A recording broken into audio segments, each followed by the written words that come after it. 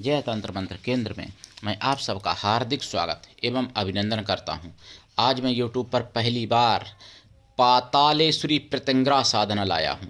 पातालेश्वरी प्रत्यंगरा या पाताली प्रत्यंगरा, इसके लिए आपको हमारा वीडियो अंत तक देखना पड़ेगा। यदि आपने हमारा चैनल अभी तक सब्सक्राइब नहीं किया है तो लाल वाली बटन दबाओ और घंटी बजा दो। कोई शुल्क एवं चार्ज नहीं कटेगा।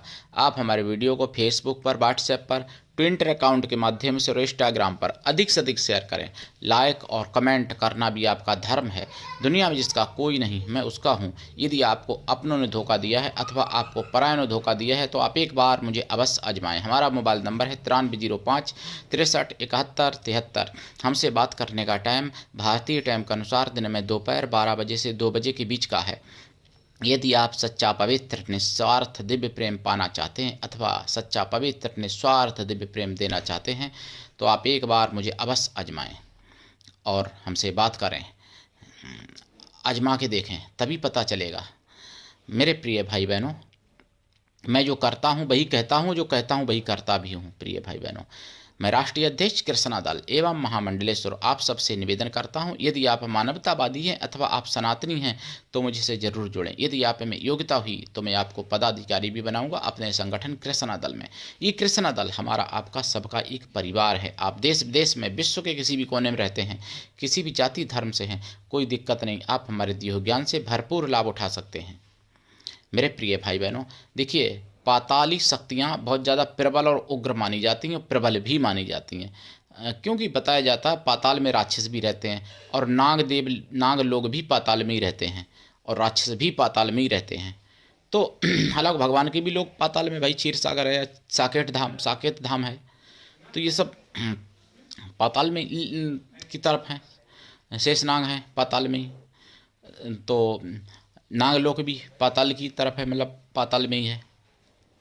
पूरब में, थोड़ा यहाँ से पूरब में और पाताल में है। नीचे सीधे पाताल में नहीं है, पूरब में पाताल में है नागलोक। तो पाताल में अपार सुख भी है, लेकिन पाताल में वही बात है कि मनुष्य सुख भोग के फिर जब पूर्ण छेड़ होता है तो दूध की मक्खी की तरह बाहर कर दिया जाता है। तो ऐसा मृत्यु लोग हम अपने भारत देश में नहीं है। भारत देश में कर्म भी साथ में कर सकते हैं और साथ में भोग भी कर सकते हैं कर्मों का। और जगह पर कर्मों का केवल भोग मिलता है, अच्छा है बुरा, लेकिन कर्म वहाँ पे नहीं कर सकते। वहाँ पे मतलब अपना प्रमोशन नहीं कर सकते। यहाँ पे तो मनुष्य शरीर में, भारत में रहते हुए अपना प्रमोशन भी कर सकते हो और अपना डिमोशन भी कर सकते हो। अगर आपने अच्छे कर्म किए तो आप स्वर्गलोक पहुँच जाएंगे, वैकुंठ में जाएंगे, विष्णु ब्रह्मलोक, शिवलोक में जाएंगे, गौलोक तक जा सकते हैं। अगर आपने बुरे कर्म किए तो मनुष्य योनि में थोड़ा निकृष्ट हो जाए या फिर 84 लाख योनियों में चलो जाएं, और ज़्यादा बुरे किए तो नरक लोक में भी जा सकते, एक से एक भयंकर नरकों में जा सकते। यहाँ से दोनों चीज़ें हैं। तो अब आपकी मर्जी, आप क्या करते हो, समझ रहे मेरे भाई बहनों। तो अब जैसे जो जिहादी हैं उनको किसी को स्वर्ग तो मिलता नहीं है, 72 हुरें सूरें तो कुछ मिलती नहीं है, ये तो केवल कपोल कथा है, झूठी नीम पे ही खड़ा हुआ है मजहब ये। लेकिन अगर ये लोग अच्छे कर्म करने लगें तो वर्णन है शास्त्रों में कि मलेच्छ भी तर सकता है, मलेच्छ भी अपने को मोक्ष प्राप्त कर सकता है। लेकिन मलेच्छ कहाँ करेंगे भाई मोक्ष प्राप्ति, वो तो उनको तो 72 हुरों का ही वो है चस्का, मिली नहीं है लेकिन चस्का है, मिले चस्का है। ये देखो मिलेंगी कैसे वहाँ पर। एक बात सोचो आप, मैंने कई बार बोला भी है, हुरों की जो लंबाई बताते हैं 132 फुट, 132 फुट। अब आदमी की लंबाई 5-6 फुट, बहुत ज़्यादा लंबा आदमी होगा तो 7 फुट। अब बताइए 132 फुट की अगर मिल जाएगी हूर उसको, तब उसके कहाँ क्या, मतलब आप समझ लो आप खुद ही समझ लो उसका क्या होगा। वो का मतलब उसका मतलब, अब मैं क्या बताऊं, कैसे क्या कर पाएगा क्या। मूर्खों को यही नहीं पता कि किसको हम क्या पढ़ा रहे हैं, उससे भी ज़्यादा मूर्ख पढ़ने वाले। एक सोचने की बात है, जब वो 132 फुट की और आप 5-6 फुट के 7 फुट के उसके मतलब जो कहते हैं ना कि वहाँ वो मतलब सेक्स कराया जाता, संभोग कराया जाता। अब बताइए उतना छोटा आदमी बच्चा से भी कम लगेगा, वो क्या उसके क्या कर लेगा भैया। लेकिन चले जा रहे हैं, कलयुग यही तो भाई है। तो मेरे प्रिय भाई बहनों, अब और दुरुपयोग कर रहे हैं हर चीज़ का। जैसे मैंने सुना है सुदर्शन चैनल पर 2025 7 दिसंबर को स्कॉट गार्ड जो होते हैं स्कूल में, स्कार्ड गार्ड, तो स्कार्ड गार्ड का भी दुरुपयोग किया है महमूद मदनी ने, जो मुसलमानों का मतलब बादशाह बनते हैं, तो उन्होंने दुरुपयोग किया है महमूद मदनी ने स्कार्ड गार्ड का। स्कार्ड गार्ड के रूप में जिहादी फौज तैयार कर चुके हैं और इस पर कोई कार्रवाई नहीं हुई। खुफिया विभाग कहाँ गया, कहाँ गया लोकतंत्र, कहाँ गया सरकारी तंत्र। मैं एक घटना बताता हूँ, पुलिस वालों को ऐसे टाइम है। एक बार एक व्यक्ति मथुरा से, नेत्रहीन व्यक्ति मथुरा से फरीदाबाद जा रहे थे अपनी पत्नी के साथ। वो नेत्रहीन थे, पत्नी उनकी भाई थोड़ा सुंदर थी। तो रास्ते में उसी डिब्बे में वो बैठे थे, ट्रेन में उसी डिब्बे में पुलिस वाला एक बैठा था फरीदाबाद का, जिसका नाम था रूपराम नाम था पुलिस वाले का। तो उसने नेत्रहीन को देख के बोला कि कहाँ जाएगा, मतलब क्यों, कहाँ जाएगी पत्नी से बोला। उन्होंने कहा, उनकी पत्नी ने कि मैं फरीदाबाद जा रही, आप कि क्यों जा रही। तो नेत्रहीन वो व्यक्ति, तो उन्होंने बोला कि हवन करने जा रहे। पत्नी ने भी उनकी बोला कि मेरे पति हवन यज्ञ बड़े बड़े अनुष्ठान करते हैं, लोगों के यहाँ जा रहे, आंटी जी बुलाई, देखूंगा तेरी आंटी आंटा। और बोलता मैं थाने में दे दूंगा, मैं ये करूँगा। कोई FIR नहीं, कोई पर्चे नहीं, कोई शिकायत नहीं, कोई गलत हरकत नहीं, लेकिन फिर भी कह रहा है कि मैं इस थाने में दे दूंगा। मुझे क्या मतलब, नेत्रहीन संत से कह रहा है, नेत्रहीन संत की पत्नी से कह रहा है, बिना FIR के, बिना कोई सूचना के, बिना कोई मतलब ऐसी अनपरिचित रास्ता चलत, और उनको प्रताड़िता देने लगा, मतलब गालियां देने लगा, अभद्र शब्द करने लगा प्रयोग। लेकिन वो नेत्रहीन संत जरूर थे, लेकिन उनकी परिचय थी CBI वगैरह से, और IB में कई वो उनके लोग थे, मतलब अच्छे जानकार थे, बहुत बड़े विद्वान भी थे। उन्होंने फिर CBI के नंबरों, उन्होंने अपनी डायरी दिखा के CBI नंबरों का परिचय दिया और CBI से बात कराने की बात कही। तब उसने पीछा छोड़ा, नहीं तो पता नहीं नेत्रहीन को मार डालता, क्या करता, या उसके अंग बेच देता, क्या करता। भाई कोई FIR तो कोई थी नहीं, वो थाने क्यों ले जाता बिना FIR के, या उनकी पत्नी के साथ क्या पता गंदे कर्म करता, या उनको भी मार डालता। मतलब ऐसे ऐसे कुत्ते पुलिस वाले हो गए। मैं सभी की बात नहीं करता हूँ, लेकिन जहाँ पर सरेआम दुष्कर्म होता है, सरेआम लोग मार भी डालते हैं, सरेआम पर्स छीन जाते हैं, तहाँ पर संज्ञान लेने का टाइम नहीं। वहाँ पर अगर पर्स छीन लिया, किसी ने कहे जाए कि भैया मेरा पर्स छीन लिया, तो वहाँ पर लिखते हैं पर्स गुम हो गया, पर्स गिर गया। लड़की को कोई अपहरण करके ले गया, अगर रिपोर्ट लिखाओ तो वहाँ पर लिखते हैं लड़की गुम हो गई, गुमशुदगी में रिपोर्ट लिखते हैं। वहाँ पर नहीं टाइम है। और कोई नेत्रहीन है, कोई संत है, कोई हिंदू है, उसको सताने के लिए इनके पास टाइम। और जबकि पुलिस वाला भी हिंदू ही था, रूपराम नाम था, कोई रहीम नहीं था, कोई अब्दुल नहीं था, कोई तस्लीम या आरिफ या आमीन नहीं था। तो ये पुलिस वालों की रवैया है, हालांकि सभी ऐसे नहीं हैं। तो ये फरीदाबाद की घटना है, जहाँ थोड़ा लोग कर्मठ माने जाते हैं, सीधे माने जाते हैं, अच्छे लोग माने जाते हैं हरियाणा में। हरियाणा की घटना ये। तो अब मैं आपको बता दूं पाताली प्रीतिंगरा के बारे में जो बात कर रहे थे। तो मेरे प्रिय भाई बहनों, ये रवैया पुलिस वालों की अगर ऐसे रहेगी तो देश का नाश नहीं होगा तो क्या होगा। भाई चोरों को तुम बढ़ावा दोगे, बलात्कारियों को बढ़ावा दोगे, डकैतों को बढ़ावा दोगे, और कोई सीधा साधा नेत्रहीन संत 100% नेत्रहीन अगर होगा, कोई या संत होगा या हिंदू होगा, उसको आप सताओगे, इस तरीके से सताओगे। बहुत मुश्किल से उसने पीछा छोड़ा था उस दिन। तो मेरा ये जाना हुआ, मेरे सामने की बात ये, मैं अगर कहूँ तो चश्मुद्दीन मतलब वहाँ का देखने वाला व्यक्ति, ऐसे समझ लो, सामने मेरे हो रहा था ये चीज़। तो क्योंकि मुझे भी वहीं तक जाना था, फरीदाबाद तक, मथुरा से। ये घटना है 2009 की नहीं है, बल्कि 10 की है शुरुआत की, 2010 की ये घटना है।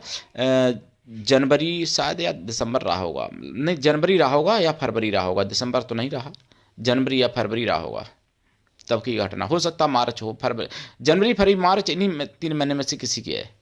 तो ये ऐसी रवैया पुलिस वालों की थी 2010 में। तो अब कैसे हो गए होंगे, दिनों दिन ज़माना ख़राब हो रहा है ना। हाँ, पाताली प्रीतिंगरा की साधना करने से पहले लाइफ टाइम के लिए आपको शाकाहारी बन जाना चाहिए। साधना काल में ब्रह्मचर्य व्रत, 1 टाइम भोजन, भूमि शयन परमावश्यक, ये सभी साधनाओं में रहता ही है। अच्छा साधना ये है, आप समुद्र तट पर, गंगा जी के तट पर, या किसी भी नदी या तालाब के तट पर करें, कुआं के तट पर करें, बहुत अच्छा है, बहुत जल्दी सफलता मिलेगी, बहुत जल्दी लाभ होगा। लेकिन अगर ऐसा संयोग नहीं बन रहा है तो आप अपने घर पर भी कर सकते हो। और कहीं जैसे गड्ढा जैसा हो बैठने के लिए, गांव खेत में, खेत में कहीं वहाँ बैठ करो तो और अच्छी बात है, कोई दिक्कत नहीं। नदी किनारे करो, बहुत अच्छा है। बहती हुई नदी, पहाड़ी नदी हो, वैसी नाले वाली नदी नहीं हो जो कि बहती नहीं है, वो वाली नहीं। और ये साधना में आप देसी घी का दीपक जलाएं या फिर सरसों के तेल का जला दें, कोई दिक्कत नहीं, लेकिन एक ही दीपक जलाएं, हमेशा बदले नहीं। प्रसाद इसमें रखें, पंचमेवा रखें, मिठाई रखें 5 प्रकार की या 7 प्रकार की, खोया की मिठाई होनी चाहिए बिना अन्न की, और प्रसाद रखें। और इसमें जो है आप फूल खुशबू वाले अगर आपको अपने हाथ से तोड़े हुए मिल सकते हैं तो चढ़ाएं फूल लाल, नहीं तो कोई बात नहीं, गंध अच्छा चढ़ा दें। इसमें आप रुद्राक्ष माला या स्फटिक माला या सफ़ेद हकीक या लाल हकीक या सफ़ेद चंदन या मोती की माला से आप कर सकते हैं ये साधना। रुद्राक्ष सबसे उत्तम है। पाताली देवी बहुत ही उग्र मानी जाती हैं, बहुत शक्तिशाली देवी हैं। और जब प्रत्यंगरा इनके साथ में जुड़ जाती हैं, पाताली प्रत्यंगरा पूरे यूट्यूब पर खंगाल लेना, अभी तक किसी ने नहीं डाली है, तो पाताली प्रत्यंगरा के बारे में तो फिर कहने ही क्या, अपरंपार शक्ति हो जाती। प्रत्यंगरा तो वैसे भी अपरंपार है, फिर पाताली प्रत्यंगरा जब हो जाती हैं, पाताल लोक की प्रत्यंगरा जब हो जाती हैं, तो फिर आप समझ लो क्या से क्या नहीं हो सकता। इंसान की तो औकात ही क्या, देव या दानव समूह को भी पराजित किया जा सकता है, विनष्ट किया जा सकता है, ऐसे समझ लो आप। मेरे प्रिय भाई बहनों, साधना काल में अनुभव भी उग्र होते हैं, ये बात ध्यान रखना, ऐसे ही नहीं करने बैठ जाना। इसमें गुरु की कृपा छप्पड़ फाड़ होनी चाहिए। गुरु ऐसा हो शिष्य से कुछ भी ना ले, लेकिन शिष्य भी ऐसा हो गुरु को सब कुछ दे, गुरु पर पूर्ण विश्वास करे, गुरु के लिए समर्पित हो जाए तो सफलता मिलती है। गुरु ऐसा हो जिससे अपने मन की सारी बात कह सको, अपना भला बुरा, सुख दुख, भला बुरा, पाप पुण्य सब कुछ बता सको, ऐसा गुरु होना चाहिए। सफलता 100% मिलती है। और देखिए, कृपा तो 1.25 लाख में हो जाएगी, लेकिन अगर इनसे वचन चाहते हो, प्रत्यक्षीकरण चाहते हो, तो लंबे समय तक साधना करनी पड़ेगी। जाप का दशांश हवन करें, हवन का दशांश तर्पण करें, तर्पण का दशांश मार्जन करें, मार्जन का दशांश पवित्र ब्राह्मण पतिव्रता स्वासिनी स्त्रियों को भोजन करा दें, अथवा पवित्र ब्राह्मण कन्याओं को भोजन करा दें। कन्या या स्त्रियां किसी भी जाति वर्ग की हों भोजन कराने के लिए, लेकिन वो मन से तन से पवित्र हों एवं शुद्ध शाकाहारी हों। अगर ऐसा संभव नहीं है तो उतनी गौ माताओं को भोजन करा दें। अच्छा हाँ, इनका हवन जो होगा पाताली प्रत्यंगरा माता का, अगर आप घी का दीपक जलाते हैं तो फिर घी सामग्री में भी मिलाना पड़ेगा दशांश में, और इसमें दूध दही शहद भी थोड़ा मिलाना पड़ेगा। और तेल जलाते हैं तब भी खैर सामग्री में घी जलाना पड़ेगा, सामग्री में घी मिलाया जाएगा, ठीक है। और इसमें जो आप फल चढ़ाएंगे, नारियल पानी वाला जटा वाला नारियल पहले ही दिन स्थापित कर लें साधना में। और आसन इसमें आप लाल बिछाएं अपना, और ऊन का आसन, और सामने पटे पर लाल वस्त्र बिछा के उस पर दीपक रखें। सुपारी की स्थापना कर लें, मतलब पाताली प्रत्यंगरा के रूप में सुपारी एक रख लें, कलावा लपेट दें उसमें। सुपारी कोई पूजन करें, उन्हीं को काली मतलब पाताली प्रत्यंगरा मान लें, ठीक है। काली प्रत्यंगरा में साधना बहुत पहले दे चुका हूँ, मुँह से निकल रहा था काली प्रत्यंगरा, तो काली प्रत्यंगरा भी आप कर सकते हैं, कोई दिक्कत नहीं। मैंने 10 महाविद्याओं की प्रत्यंगराएँ की साधनाएँ दी हैं, उसके अलावा भी प्रत्यंगराओं की साधना दी है, जैसे चंडी प्रत्यंगरा, कामाख्या प्रत्यंगरा इत्यादि। तो पाताली प्रत्यंगरा की साधना जो है अद्भुत है, सब कुछ प्राप्त करा देने वाली है, और सारे दुख दरिद्र को जड़ से मिटा देने वाली है। भाग्य से ज़्यादा, अगर भाग्य में नहीं है तो भी आपको सब कुछ प्राप्त करा सकती हैं पाताली प्रत्यंगरा माता। धन धान्य तो दे ही सकती हैं, गड़ा हुआ धन अगर आप कहीं प्राप्त करना चाहते हो तो उसमें ये पूर्ण रूप से मदद करती हैं, आपकी पूर्ण रूप से आपको प्राप्त करा ही देती हैं। इनके अंडर में कौन नहीं है, इनकी बात देवता भी नहीं टाल सकते, इनकी बात दानव भी नहीं टाल सकते पाताली प्रत्यंगरा की, इनकी बात यक्ष गंधर्व नाग कोई भी नहीं टाल सकता। जैसे तो ये साधना विधिवत करें, गुरु की कृपा होती है तभी होती है, बिना दीक्षा के कभी साधनाएं सफल नहीं होती, ध्यान रखना।